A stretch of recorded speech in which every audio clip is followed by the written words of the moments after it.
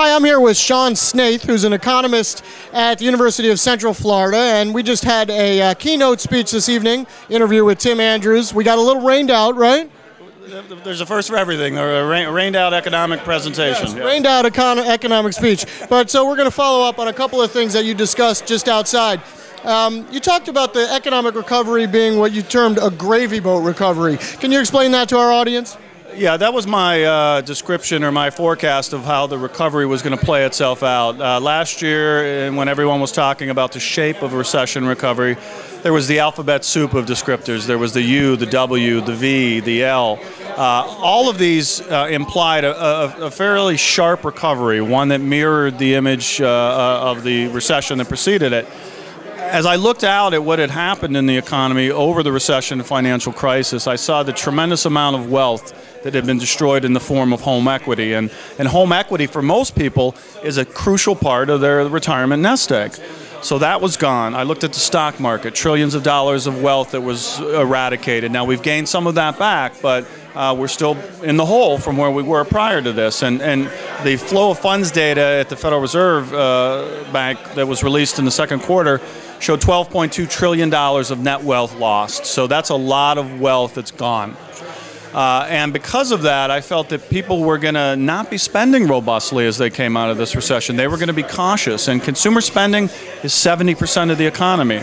So we've got 70% of the economy trying to patch up that nest egg, saving more, spending less. I just couldn't see that the other 30% of our economy could muster the growth to give us a V-shaped recovery. And so what I think we're seeing in the recent GDP numbers is, in fact, this gravy boat recovery playing itself out. A gradual, slow recovery like the tapered spout of the gravy boat. Right. So a little bit of a longer recovery than maybe some others had thought, but recovery nonetheless. I believe it's a recovery. I don't think the double dip is an issue at this point. I think there's enough stimulus in place from monetary policy. The Fed just undertook another round of quantitative easing.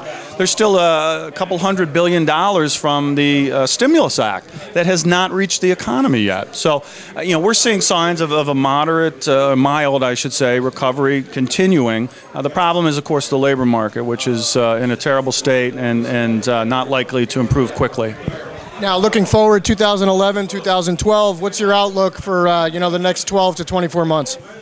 I think the first half of that 24-month period, we'll see just gradual recovery. We'll start to see more job creation. The unemployment rate, I'm afraid, is going to remain elevated. I think it'll be above 9% into 2012, most certainly.